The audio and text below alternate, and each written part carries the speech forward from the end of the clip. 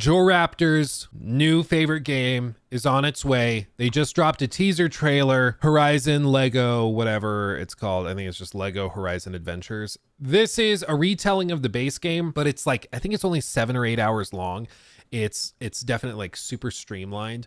It's meant to be much more much more accessible, much more approachable, much smaller and tighter. You can see in the preview footage that they previously released on IGN, it doesn't play like a standard Lego game. Like it has these sections which are much more like tightly scripted and stuff. It's just very different. It doesn't look bad or anything, but it's a very interesting little unique take on this. And I really appreciate that everything in the game is Lego. Seems like a small thing to give them credit for, but like there was this weird period. You remember like the old school Lego Star Wars games, which to be clear are goated, okay? Those old school Lego Star Wars. It's like the first game, 2005, dude, that's crazy. Remember these? Where like they had Lego stuff, but a lot of the environments were not Lego. It was all like, oh man, this is so nostalgic for me, dude. I remember playing this on like the PS2. Oh man, this is something else. But like most of the environments were not Lego, right? They had very, very limited availability for what they could actually do with Lego.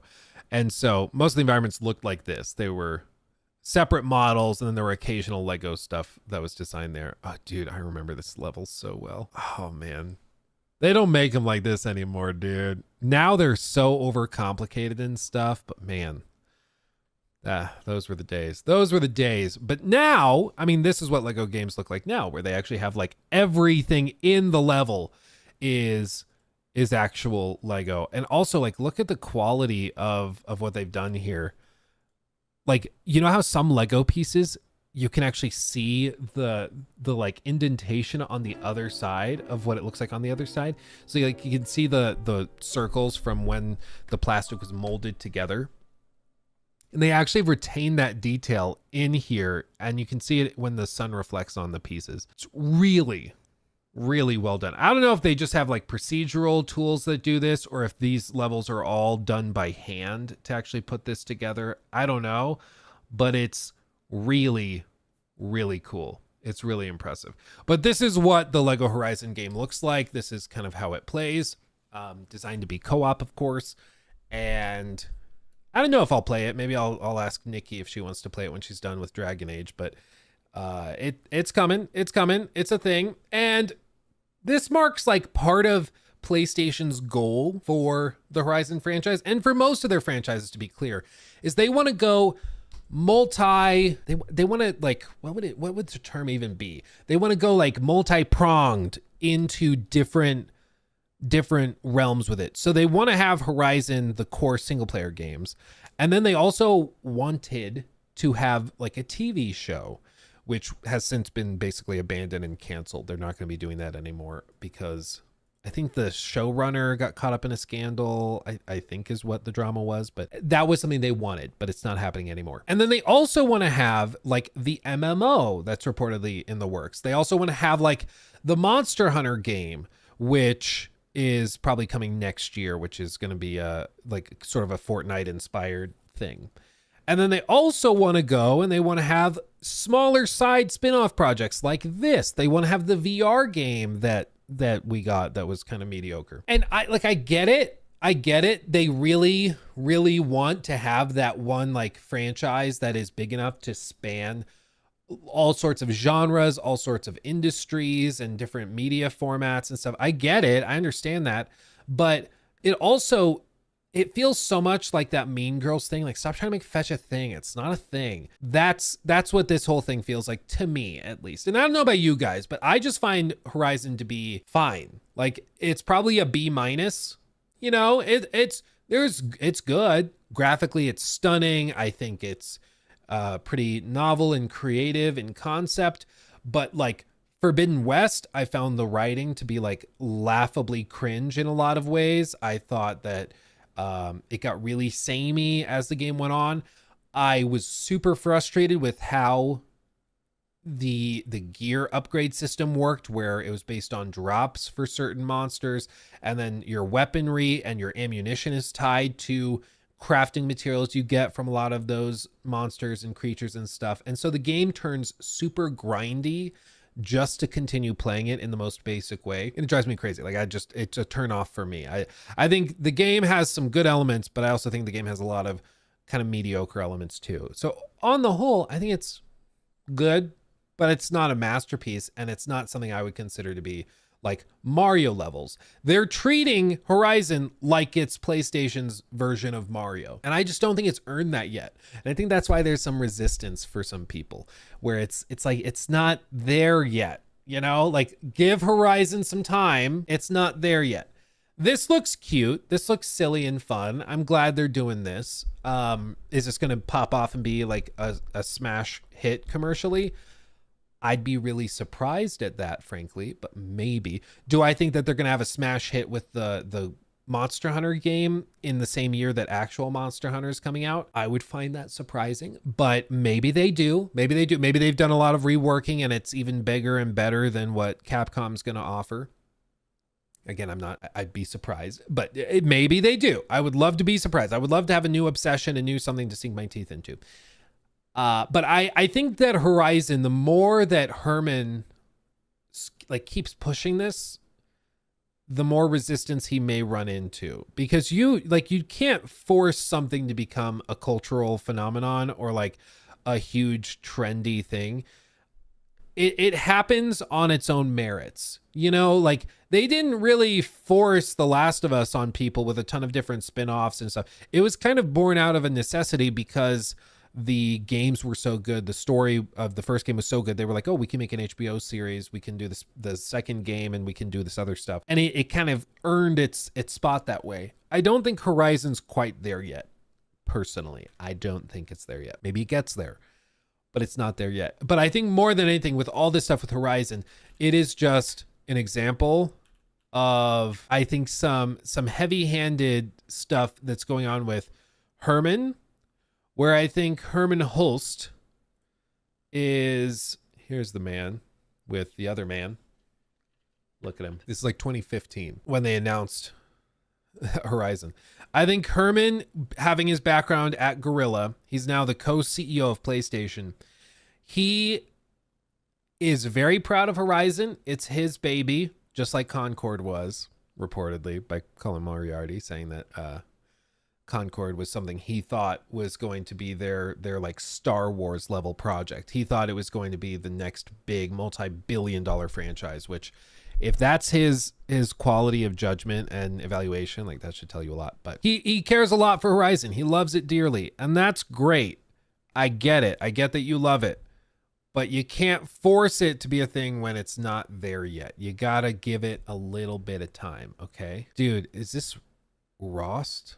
Is that who that's supposed to be? I don't remember this original announcement trailer from 2015. I don't think that's him. I think that's like a vendor, but this like OG announcement trailer, man, it's crazy that we used to get these games announced 2 years, 3 years ahead of time. Yeah, managing director and co-founder at Guerrilla Games, and now he's like co-CEO at PlayStation.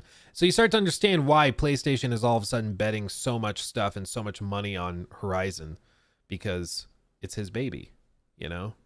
It's his baby. It was their Disney Star Wars. Yeah, they just didn't realize that having your own Star Wars in 2024 is maybe not a net negative, or not a net positive. It's maybe a net negative, which is a little funny. It's a little funny. It's a mid-franchise. For me, part of the turnoff is like the insistence that it's awesome and that it's a masterpiece. And it's like, to me, a lot of Horizon is about form over substance, and there's something to be said for form and for having really cool style and art and all of that is valuable. There is something to be said for that, but I don't think you can force your way into gamers' hearts. You can't force your way into being like massive, and I think that's something that's been borne out by the sales. I think a lot of people bought Horizon Zero Dawn because it was a graphical powerhouse, especially for the time. Even now it looks great, but It was a graphical powerhouse, especially for the time. It showcased why the PS4 was such a powerful gaming piece of hardware, and PlayStation has some amazing games. And people saw that and found it compelling. So they bought it. But when the sequel came out, Forbidden West, it didn't perform particularly better. Like it actually sold pretty much just about as many copies as the first game. And that's not really what you would hope to see. Like if you have a game that sold, you know, up here, and then, well, I guess it would be like this. It started here and over time it goes up that way. As the years go by, the games industry increases in size. So just like if this was with, I don't know, like I'm just making up numbers, but if this was with like 60% of the user base of the PS4 bought the game, over time, as the total number of players goes up, this will rise. So maybe, you know, this is in 2017, right? Maybe in 2020, whenever it came out, 2022, 2023, whenever Forbidden West came out, maybe then 60%, or let's make it green, 60% of the player base is actually in, I think it was 22, right? I think it was. Maybe that's all the way up here, 60% of your install base across like PS4 and PS5, which, remember, it came out on both. Maybe now the line is more like this. It should be, at least, right? Because the franchise has grown, the player base has grown, all of that. But it didn't. It didn't. Instead, it performed like right here. And that's not what you would hope to see, because technically this is an underperforming from where it should be. And that, I think, is why Sony was kind of shell-shocked at Forbidden West initially, is they were like, what do you mean? Like, it's the next big iteration. It's the next big step. What do you mean less proportional? And in terms of the ratios, the game is not performing as well as it should have been. It sold just about as well as the first game. So everybody who played the first game played the second, but no new players came into the fold. No new people decided to jump in and try it out. And that's not what you would hope to see from your big, like, flagship franchise that you're pouring hundreds upon hundreds upon hundreds of millions of dollars into. You know, that should make you stop and question, like, what's going on? Why have people kind of stagnated in their interest with it? I think it's a worthy question, personally. So they're going to keep pushing it. They have a lot of projects in the works for Horizon, the biggest of which is probably that big multiplayer game that's coming probably next year. And we'll watch it. I mean, next year they're going to have Fair Game $, and they're going to have that. And I hope it pops off, but we'll see. Does that have anything to do with the PS5 player base? No, because you remember Horizon Forbidden West. The DLC was exclusive to PS5. The DLC was. But the base game was not. So the base game was cross-generational. The base game, you could buy it on PS4 and you could buy it on PS5. The DLC, the whatever Burning Shores, that was exclusive to PS5. You could not buy that on PS4. But the base game was available on everything. And so to see it not perform as well, even though the install base was way bigger by the time this came out, that was surprising, because you would think it would perform at least a bit better, but it didn't. Watch the Horizon Live service release in the same week as GTA 6. Yeah, they seem to have a passion for releasing next to other stuff that's bigger and badder. So anyway, that whole Horizon thing is insane. Edwin, thank you for the 10. Forbidden West felt very safe with little innovation. One of my major issues is Aloy as main character. She's written very flat and just isn't very compelling. Stuff happens to her and that's it. Edwin, I'm inclined to agree with you. I think Aloy, they are so obsessed with having like a badass godlike figure that she has no vulnerabilities or weaknesses to really speak of. And there's no way for me to really talk about this without like sort of spoiling Forbidden West. So I'll just keep it very, very, very vague, okay? In case you somehow haven't played it and still want to. Aloy basically is not allowed to have any weaknesses or vulnerabilities, okay? So what's the most insane thing you could do to still explore vulnerabilities and weaknesses within a character? Like, if I was trying to come up with the most stupid way of doing it, I couldn't come up with this. What if you just straight up had like a clone, and then you have the clone have all of her anxieties and feelings and like concerns and weaknesses? That way you can still explore those, but you're not actually having Aloy be the weak character. You're having her copy. You know, it's so dumb. It's so dumb. It's like, oh, we have Aloy. Okay, we have Aloy. And we want to explore weaknesses and vulnerabilities. We want to have like a lot of pluses, sure. We want to have all these like good things about her, all these pluses, but we also want to explore negatives. But we can't have negatives with Aloy because she's awesome. So how do we do that? I know. We'll make another Aloy. And we'll maybe make her have less of a role in the story. So she'll be like a little less intense. And then we can explore all those negatives. We can then be like, ooh, yeah, there's like a lot of nuance here. And then this Aloy can like lecture this Aloy about how weak she's being and how she needs to be stronger like her and how stupid she's being for all that. That would be pretty stupid, right?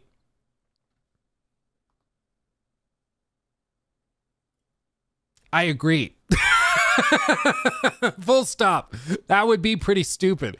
But that's Forbidden West. Again, if that doesn't make sense, if that seems like really stupid and you're like, what do you mean, Luke? Like, are you saying that there's a clone? I'll leave it there, but that's basically the story of Forbidden West. It's so dumb. It's so dumb. I don't know how, like, whenever I've talked to people who are like big fans of Forbidden West and Horizon in general, none of them want to talk like the specifics of it, because like, that's probably not why you're playing it, is for the story, let's be honest. But it was so dumb. I remember playing through, I was like, am I misunderstanding this? I like had to go look up other people's descriptions of it because I was like, to me, it seems like this stupid. And people were like, really? Like, this is how other people were saying it too? Say Jor. Jor, I think he likes it for a lot of reasons. And we poke fun and prod, and, you know, we have a good time with it. But I think maybe we can ask him on the podcast. I don't think Jor is playing Horizon for the story. You know, I don't think he's playing it because he finds the story super compelling. Even he has said he's excited to see Horizon without Aloy as like a superhero character, which I think is true. I think it's good to shake it up. What I think about the ending of the first one, if you're not familiar with the term, Aloy is like the quintessential example of a Mary Sue. And if you don't know what a Mary Sue is, there's an entire Wikipedia page story on this.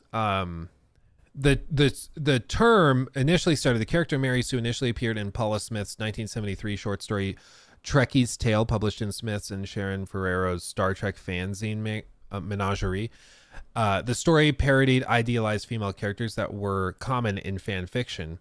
And they described these characters as having any or all of the following elements: being a young or youngest Starfleet officer, being adored by the established characters such as Captain Kirk, Mr. Spock, Dr. McCoy, and possessing extraordinary abilities, winning extraordinary honors, and dying a heroic death, after which she is universally mourned. So the broad term is, it's a type of fictional character, usually a young woman, who is portrayed as unrealistically free of weaknesses or character flaws. The term Mary Sue is often applied pejoratively to strong female heroines considered to be unrealistically capable, both in fan fiction and commercially published fiction. It's a problem we also run into with like Dungeons and Dragons. I've told you guys, like, I like running D&D stuff for my friends. We just had a session last night. And it's a problem where like people will want to run, and guys can do this too, to be very, very clear, but they'll want to have their characters be like super amazing and free of flaws. Like they're just the best people ever. They're so caring. They're so powerful. They're so great in combat. They're so good at this. They succeed every persuasion check. You know, they're just fantastic everywhere. And that's not interesting. Like it's a Martin Sue. Yeah. That's not interesting, you know? Yeah, less commonly a male character with similar traits may be called a Gary Stew or a Marty Stew. Yeah. So this is a thing many people struggle with, many characters and writers do, when they just want to have their character be amazing and powerful and super ultra capable all the time. And Aloy, I think, is an example of it, to the point where it really harms the franchise as a whole. Because Aloy will have a moment where she's like, can I do this? Yes, I can. Or for like 20 minutes, she'll be really worried about this. And then everybody starts like literally worshiping her because like she's basically like summoned from the All Mother, and it's a whole other thing if you've not played the games. But I think Aloy is just an example of a character who they've just decided is this universe's like Jesus basically. And so they can never really explore a lot of weaknesses with her. And in the second game, it's done to such a hilarious extent that they literally create a copy of her to explore those weaknesses because they didn't want to have her explore those. And it's just not interesting to me. It's just not. I'm sorry. Like they somehow, yeah, it's female Kratos. Somehow, though, they managed to still explore weaknesses with Kratos. Like Kratos was still able to go and have weaknesses and shortcomings and anxieties, and he was not perfect. You know, he made a lot of mistakes that he deeply regretted. You know, he was super flawed, even though he was extremely powerful. And I think that's what makes these characters interesting, is when they are really powerful, but they also are horribly flawed. That's what's really interesting. Single dad life, yeah. Kratos, Mr. Mom. The biggest thing is that Aloy in canon treats her friends pretty badly and no one calls her out on it. I mean, she treats a lot of people kind of poorly. I don't know if it's just through the lens I'm looking at it, but I just don't find Aloy to be an inspiring character or an interesting character. I find Ellie to be a much more captivating character. I find Abby from The Last of Us Part 2 to be a much more interesting character than Aloy. Aloy is just like a saltine cracker without the salt. She's just hardtack. There's just nothing there. At least Abby is like a big turkey leg or something. I don't, there's a lot there.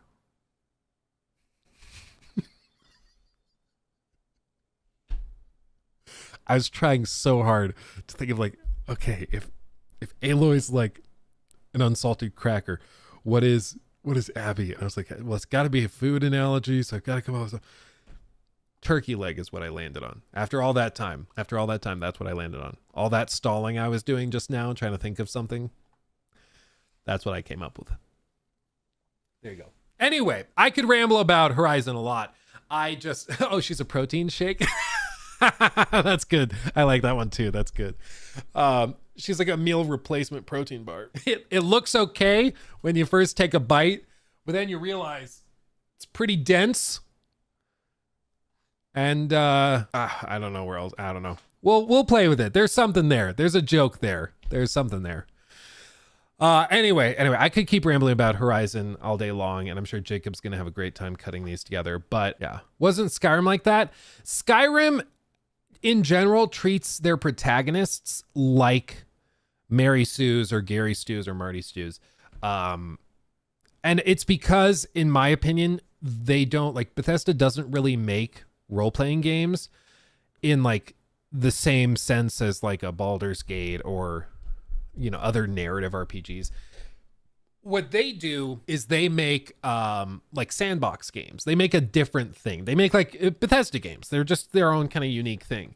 And they're games where you can kind of put on whatever hat you want and people immediately recognize it as like, oh, you put on the captain's hat. You're the captain now of this entire ship, and we're all gonna like do whatever you say, even though you just got here 15 minutes ago. That's kind of how Bethesda tends to handle it, where it's not super grounded. It's not realistic. They're not making you really work for it or try to earn it. Like it's just about you fulfilling that fantasy of whatever you're trying to do. And that's fine. Those types of junk food games can be really, really fun, but it's not really an intense role-playing game that's grounded or anything, Yeah, it's like a power fantasy. Yeah. And if Aloy and Horizon were more opened up and it was like you could be super evil and super awful in that game and there was like more dynamism there, I think that could be way more interesting. But as is, she's just like written to be this savior and you're supposed to be like, wow, so inspiring. And in reality, I'm just like, I'm bored by it, He took my thing.